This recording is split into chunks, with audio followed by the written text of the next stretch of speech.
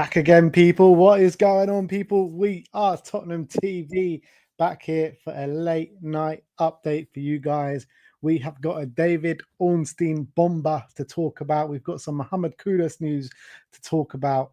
And maybe, just maybe, there is a little bit of light at the end of the tunnel. And yeah, I guess let's get straight into it and then we can talk about our thoughts on it. So David Ornstein says West Ham United have tonight received an offer from Tottenham Hotspur to sign Mohammed Kudus. Bid worth £50 million turned down, but direct club-to-club talks continue.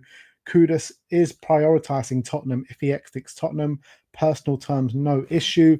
Ben Jacobs, Spurs' top priority is Mohammed Kudus, and the Ghanaian midfielder is keen on a move as revealed, expected to take around 60 million to strike a deal. West Ham won't demand the 85 release clause.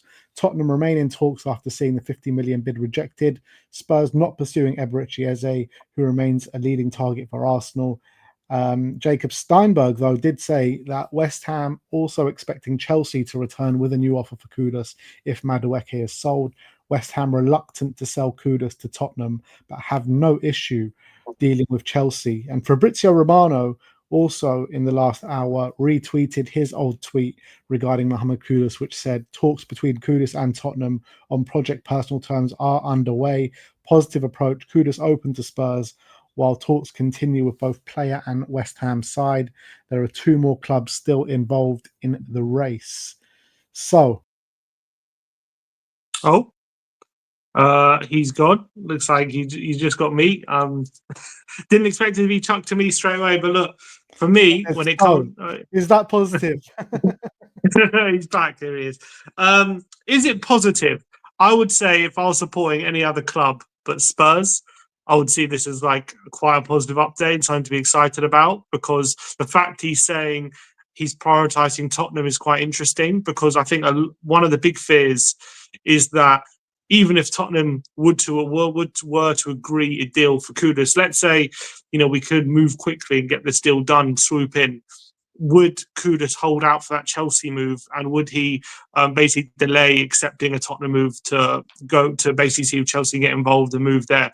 So if he's saying he prioritises Tottenham, so I guess that definitely gives a bit of hope that if Tottenham are quick and we do get to put the money on the table and we do get a deal agreed with West Ham, that Kudus himself isn't going to be the one waiting for Chelsea, and he would be willing to basically jump at the chance to join Tottenham without any fear of any other clubs getting involved. So that's positive.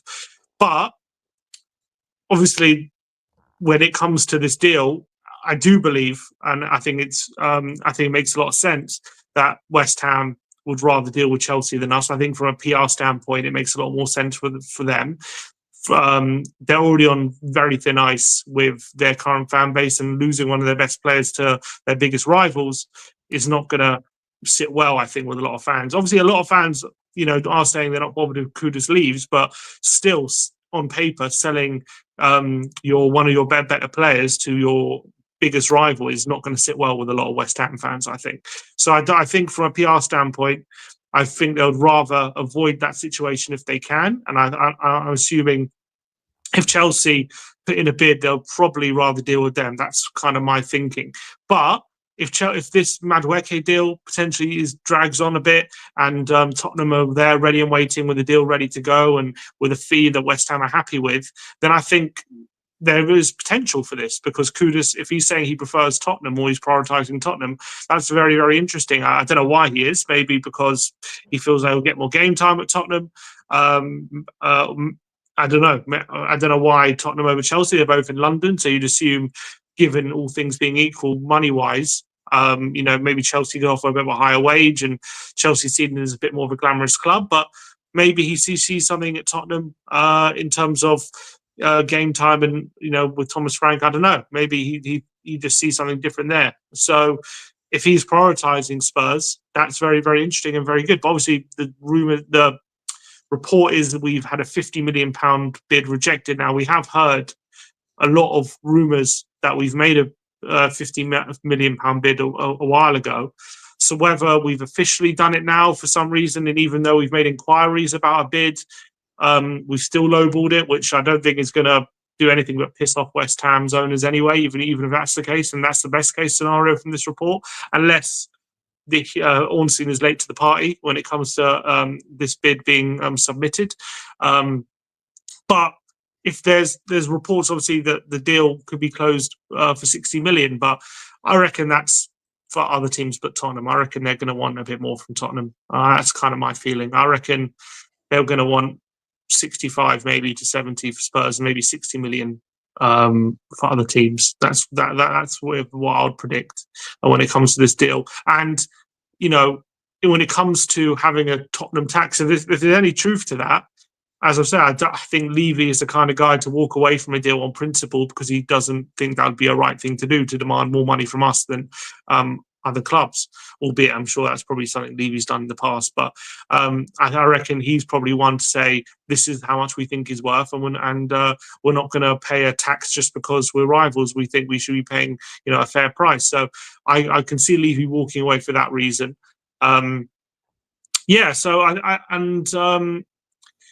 Let's just hope that we put this money on the table. 50 million is a lowball offer in this context, because we know how much they want. Maybe we've got encouragement that they would be willing to deal with us, which is why we've submitted an early bid, maybe just put a bit of pressure on them to accept. But that was never going to be accepted under these circumstances. So it's hard to get too excited. I just guess the positive thing about the report is that he prioritises Tottenham, which is not something maybe we've heard in terms of him prioritising us over Chelsea. And with Ornstein breaking that news, I mean, if West Ham wanted him out before, they're goddamn going to want him out now. Like, what sort of West Ham player comes out and says they prioritise Tottenham?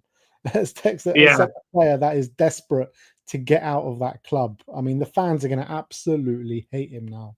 They're absolutely going to chastise him no matter if he joins Chelsea or Spurs, he is going to be booed like there's like no tomorrow anytime he goes back to the London Stadium. But in terms of this £50 million bid, I mean, we did hear 2 weeks ago, ex-West Ham employee, confirmed by Paul O'Keefe as well, and other sources all saying that Spurs put in a £50 million bid 2 weeks ago.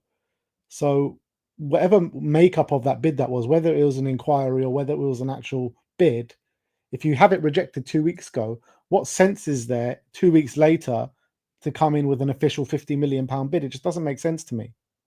Well, that's Tottenham for you, isn't it? But the only thing I can think of is you're just trying to put pressure on West Ham. You're trying to get a deal done early. You've got the money on the table, saying, look, I know you said, basically, what I'm assuming has happened is they've inquired a few weeks ago saying how much they're going to take. And West Ham probably said, however much, 65 million or whatever it is. And Tottenham said, okay, we're prepared to pay 50. And they've probably said, we wouldn't accept 50. But they've been shopping him around and obviously haven't heard anything back. So maybe Tottenham just gone, here's a £50 million bid. Are you going to accept that? And they've still turned around and said, look, we're not accepting 50 million. We're rejecting the offer. So I think, obviously, maybe when it comes to, I feel like a lot of these deals and the language used, I think language is used quite loosely. I think maybe, and we have ultimately tonight put an official bid, whether we put in an official bid before or just made an inquiry or whatever, maybe that was something different. Maybe essentially you could technically say, it's not a lie to say we put in a bid a few weeks ago, but maybe it wasn't an official bid. And tonight it's like we've literally sent an offer to West Ham. Here's 50 million, like official, and they've turned it down. That's probably what's happened. But I agree with you. The fact that we if it's true that whether it was a bid or we inquired with them a few weeks ago, and they told us it wasn't going to be enough, the fact that we've come back with that offer or similar amount is just classic Levy. Is taking the piss, trying to see if he can lowball it, trying to see if he can get a cheap deal early, and it was never going to. It sounds like it was never going to be accepted, and we're going to have to up that bid significantly. I'm just going back to the old ex West Ham employee tweet, what he actually said. And he said that it was just an inquiry at that point, £50 million inquiry.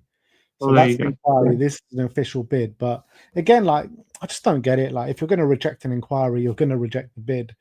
If it's a starting point to start negotiations and the clubs are talking, which Ornstein said the clubs are talking, then maybe they can come to some sort of agreement. But then again, the way Spurs like to negotiate. We're going to go negotiate this for the next 2 weeks. in that time, Madueke is probably going to go somewhere, potentially to Arsenal. Chelsea are going to come down and slap the money on the table, more favourable terms, and Chelsea are going to have the upper hand, and then West Ham will have no kind of reason to keep negotiating with Spurs, unless Yeah, Spurs make a better bid than Chelsea, which I can't see. yeah, and the worrying thing is, the rumours that we don't want to get involved in a bidding war, which definitely sounds a lot like Levy. But those ones are just rumours. But obviously, the one from Jacob Steinberg saying West Ham would prefer to deal with Chelsea, will have no problem with dealing with Chelsea, and they were reluctant to sell to Tottenham. Obviously, that's a concern. That's obviously the fear we had, because we know we're West Ham's number one rivals. So if they are going to follow that, and they'll rather deal with Chelsea, the weird fear is, even if we come in quick, will West Ham delay the deal to see if Chelsea get involved? Or will they see the money on the table, and with the fear of, I don't know, Tottenham moving on from the deal and finding other targets, and then Chelsea not agreeing a deal, and then they get stuck?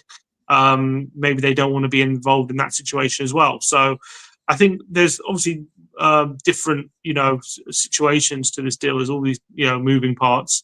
But I think, yeah. Look, the fact that Kudus wants us is a big positive, I would say, and the fact that he's really interested in coming, he's prioritising us. I think Ornstein wouldn't have said that word, prioritising Tottenham, if that wasn't true. That's quite significant. We finally found someone. We finally found a decent player that wants to join, which is unbelievable. And Buemo didn't want to join. Eze looking like he prefers move to Arsenal over Spurs. Like, we finally found a good player around the Premier League, that we actually want at this football club, that wants to join. Now it's up to Spurs, because I think Levy's backed into a little bit of a corner now with all these top players that have been, going off the table one by one. Whether it be Eberechi Eze, whether it be Mbuemo, whether it be Semenyo, all our targets going one by one. I think Levy's under a lot of pressure to deliver someone of that quality with Premier League experience through the door. And if it's not Kudus, you start to think, well, who could that player be? So I think Levy's actually under a lot of pressure to deliver Kudus now. Yeah, I mean, we went through it. If you're looking for a winger with Premier League experience who we think would definitely raise the bar in our forward options, we're definitely running out. Or players who are attainable, that is. We're definitely running out. I mean, if Kudus doesn't work out, I mean, Elanga you're looking at, but could be on his way to Newcastle. You may be looking at Minter, but you're going to have to pay a lot of money for him.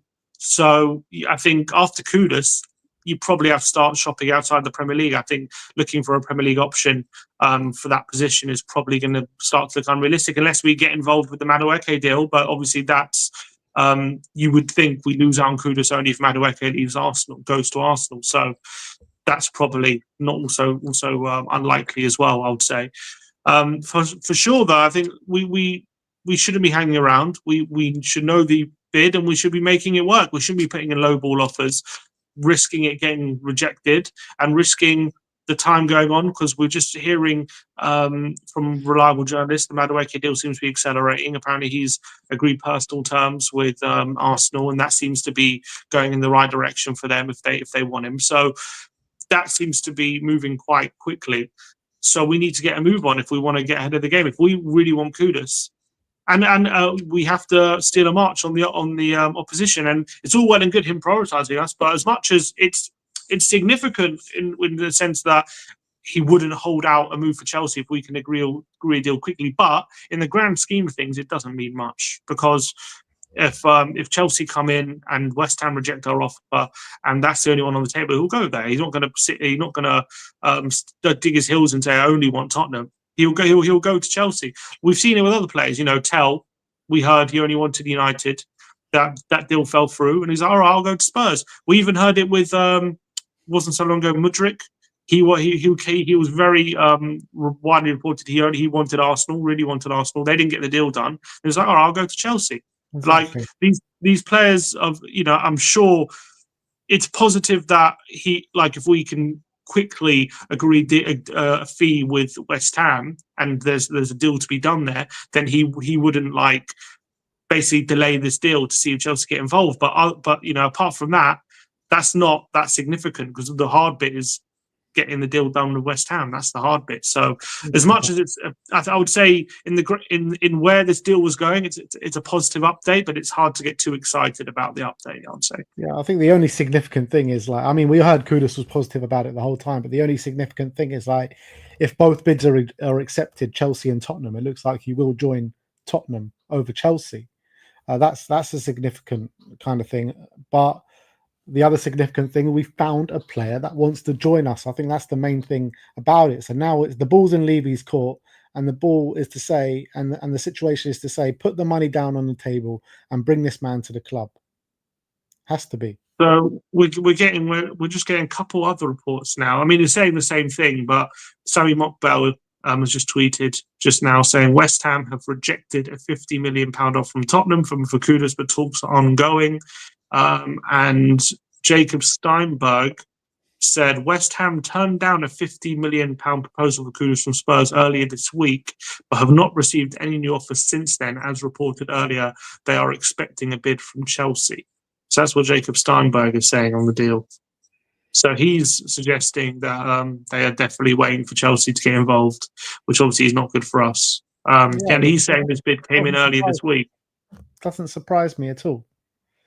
So I'm saying a lot of conflicting reports about inquiries and bids and when they've come in. Steinberg said earlier this week. Ornstein said tonight. I mean, who are you going to believe? I mean, you would believe Ornstein over anyone, would you? Yeah, well, when the other guy said it happened a couple of weeks ago, so it's hard to know exactly when the timing is. But I wonder if you know, because the other guy, Paul O'Keefe and West Ham employee was saying it was 50 plus 5 million add-ons, weren't they? They have one's really. No, that was something different. That came a bit later. The original thing from 2 weeks ago from West Ham ex-employee was just 50 million inquiry. Right. Well, yeah, it's not going to be accepted, is it? We're gonna need to up the bid significantly. We're gonna have to get close to that 65 million, I think, if we want to get it done quickly. We'll need to give West Ham a real choice. I feel like right now it's not a real choice. 50 million, it's like, yeah, we can get a better offer, we feel like. But if we literally put that 60 to 65 million on the table and say, look, we're here, we're ready to go. You don't have to wait for Chelsea, and really put pressure on them, then I think they might get itchy feet and they might accept the bid. So I think that's what you got to do. I just don't understand what they're waiting for. The players are starting to filter back for pre-season now. We've got a couple of weeks now, or a couple of weeks till our first pre-season game. We need to get a significant player in before, and to get him up to speed with the way Thomas Frank wants to play and get him integrated with the team and everything like that. If they're rejecting bids earlier this week or 2 weeks ago or even tonight, get that second bid in tomorrow. Get it in tonight. You know what I mean? Get this deal over the line. If we differ around with this, we'll lose him. And that's the reality. And if we lose him, who the hell knows where we turn after that? And there are other clubs, they're saying coming in from as well. And, as more bidders probably is to say, Liverpool might start looking at him now, like after what's happened. And other clubs are probably going to start might look at him across Europe.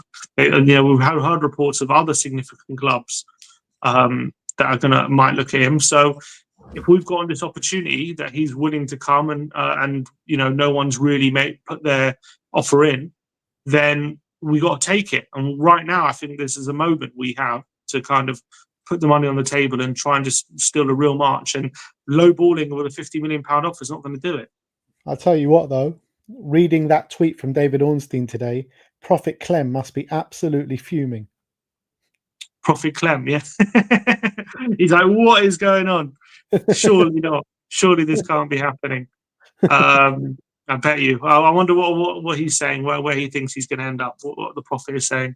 But look, I'm not going to get my hopes up just yet. I want to see real indications that Tottenham are willing to spend the money required and willing to really go do everything they can to get this deal done. And at the moment, I don't see evidence of that. Yeah, completely agree. But look, the news is right now that there has been a an official £50 million bid that has been rejected. Mohammed Kudus is prioritizing Spurs apparently, and Spurs and West Ham are in club-to-club negotiations as we speak. So we need to get that second bid in ASAP, and it can't be like Don't go in with a £55 million bid. Slap 60 million down on the table and give them something real to think about. All the news in the press is saying that West Ham are going to accept 60 million. So go slap 60 million down and see what they say to that. You know what I mean? Like, if you can afford 50 million, you can afford 60 million, in my opinion. In this Yeah, 100%. Tottenham are just, we know how we negotiate. We're trying to get as much money off as possible. We're trying to get the cheapest deal. We maybe felt like, I'm guessing Levy felt like if I just put in a cheeky 50 million and test the waters, maybe they'll panic and accept it, but they were never going to do that. But then again, very rarely teams do accept the first offer, do they? And there's always a negotiation. So I think it's positive that the clubs are currently in active negotiation, and hopefully we can come to some sort of agreement. But as you say, the Madueke deal is accelerating, so that's a big issue. Yeah. So look, let us know your thoughts in the comment section below. Do you think Spurs will and can land Mohammed Kudus in this transfer window? Some big news coming out tonight, and hopefully some more coming out over the next couple of days. All right, I'm going to get this